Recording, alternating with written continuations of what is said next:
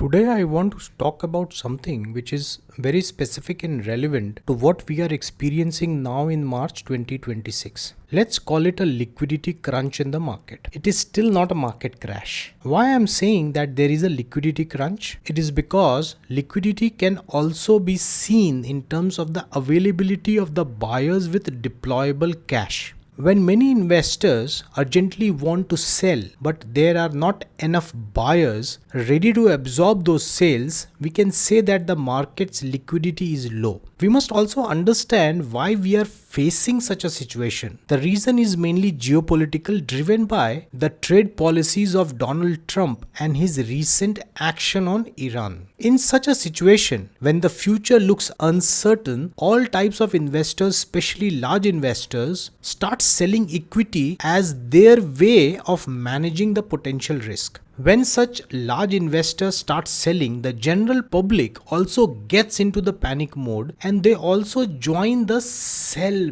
bandwagon. Today I will talk about how we can stay invested by training our minds psychologically even when everything around us is telling us to exit. I'm not going to give you a generic advice like stay calm or think long term. I know this type of advice doesn't work. When your portfolio is down 25% and all TV channels are crying about war, what you need is more practical assurance. So instead, I want to speak about my psychological blueprint, which will be more like my personal research on behavioral finance that I have learned after investing in equity for last 15 plus years. But do not worry, I will not bore you with that gyan stuff. I will speak only what I do personally for myself to stay grounded in such times and not let panic drive my investment decisions. Let me begin with a simple truth. Whenever there is a liquidity crunch in the market, prices don't fall only because of fundamentals. Most of the time, they fall because the investors need to cash out of the market for varied reasons. During a liquidity crunch, people are not selling because they suddenly believe their investments have no value. Most of the time, they sell because they urgently need cash. Maybe a company has taken a loan and now lenders are asking for repayment. Maybe mutual funds are facing withdrawal requests from investors and they need to return the money. Maybe the banks are increasing the interest rates, so investors are selling in the stock market and will now keep their money in bank deposit instead of stocks. In such situations, investors sell whatever they can sell quickly. They will even sell good assets.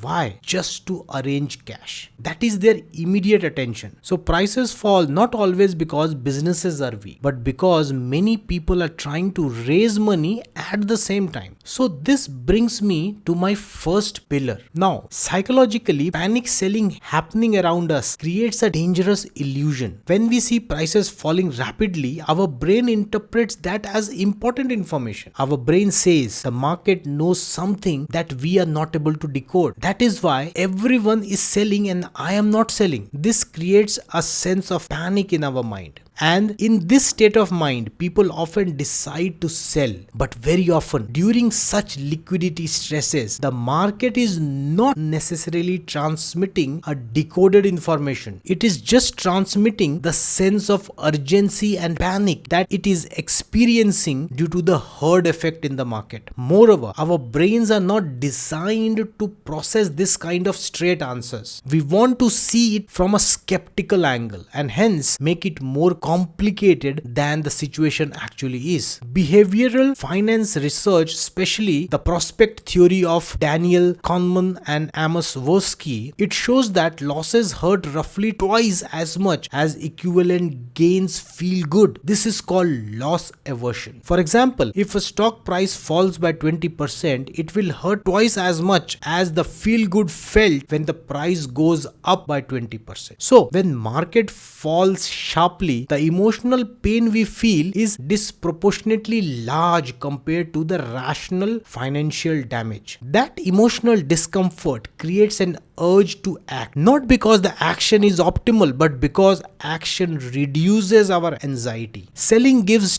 temporarily psychological relief. But relief is not the same as rational decision. So the first pillar of this blueprint is understanding that during a liquidity crunch, your brain is trying to protect you from emotional pain, not necessarily from the financial ruin. There is another bias at play when the market is falling. It is called recency bias. When markets fall continuously for weeks or months, we start projecting the recent trend into the future. For example, if the last 60 days were negative, our mind quietly assumes that the next 60 days will also be negative. But historically, volatility data shows something very different. It is important to keep a note of it. When there is a liquidity problem like a market crash, the fall in the market usually does not happen slowly and linearly. It comes like a tsunami wave.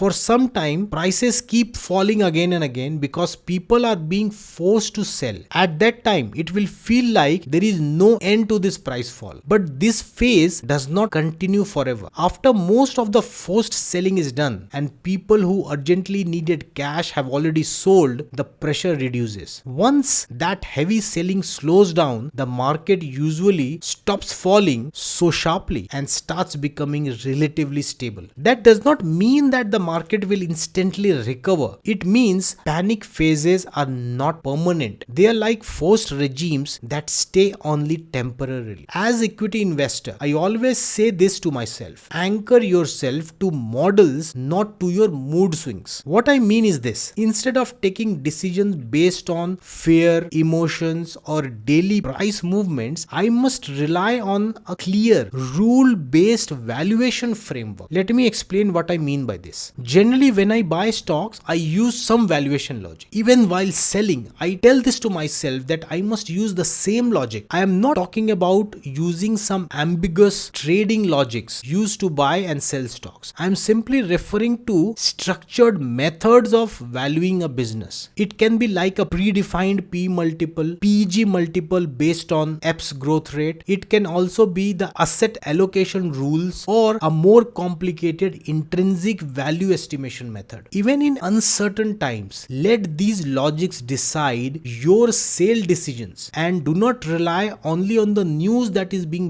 broadcasting on TV channels. For example, let's use this analogy of asset allocation to make the decisions when market is falling. If before 2026 you defined that in your portfolio the equity weight should not cross 75%. If the equity weight goes up or down by say plus minus 5% from this target of 75%, only then you would start rebalancing. If equity crosses the 80% mark, you will sell a part of equity to bring the equity weight back to 75% levels. If the equity breaches the 70% mark, you will consider buying more equity to bring the equity weight back to 75%. Let this rule drive your buy or sell calls even in uncertain times like to 2026 market. Rules like this must override your mood, not the TV news debates. Why it is important? Because this method is a part of equity discipline. You set the rule before buying a stock and you must stick to this rule even in bull and bear markets. If you are not doing it, you are practicing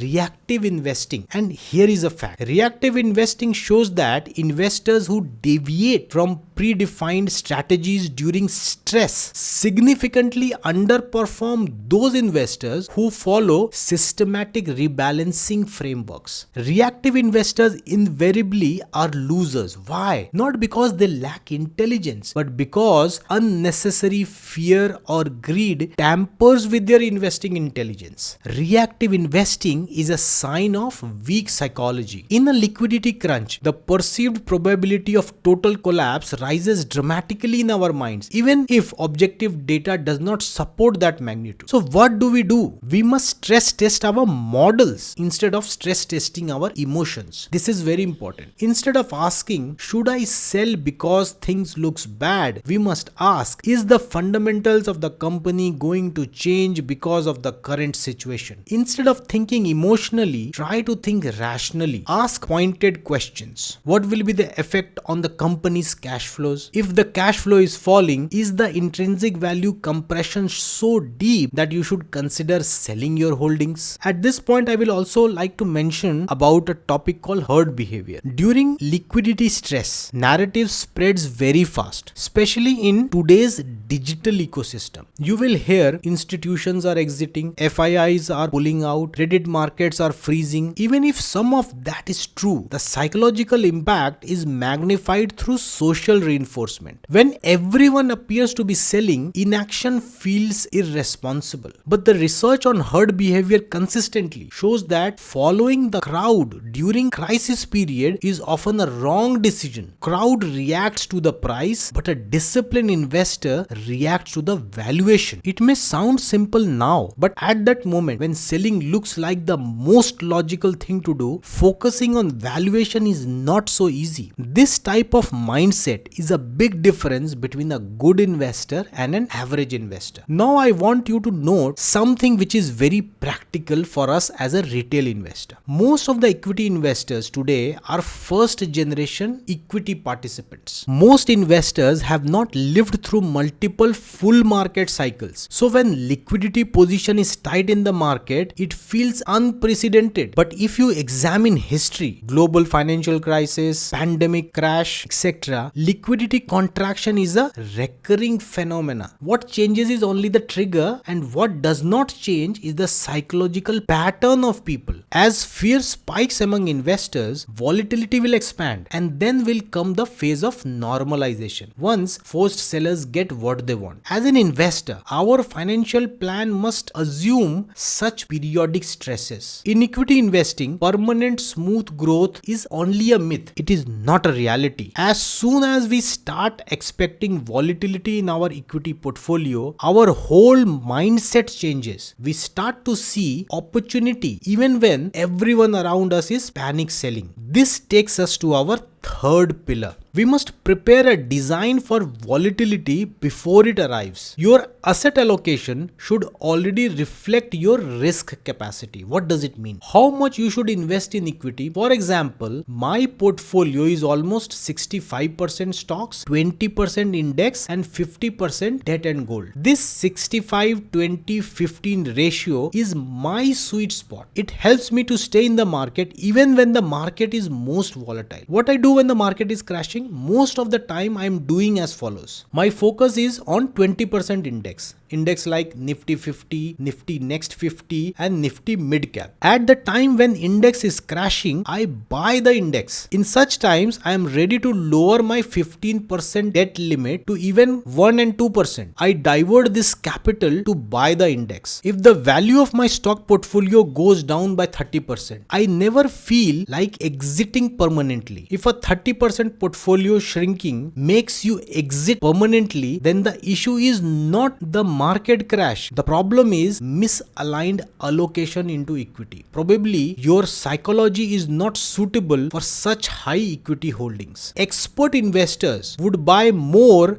when it seems like the whole world is falling apart. Investors would buy even during situations like 1914 World War I, 1939 World War II, 1973 oil crisis, 1987 market crash, 2001 dot-com crash, 2008 financial crisis, and 2020 COVID crash. Now, what I will say may sound like preaching again, but it is important to remember, staying invested in equity is not about being bold or taking unnecessary risk. It is about investing only that much money which you can comfortably hold through ups and downs without panicking. When there is a liquidity crunch, it feels like money has disappeared from the system. It feels like nobody wants to buy and everybody only wants to sell. This creates the fear. That creates fear. It's true. But this situation does not stay forever. When prices fall enough and valuations become unreasonable, money slowly starts coming back. Investors who were waiting on the side begin to see value again. So the real question is, how do you behave during the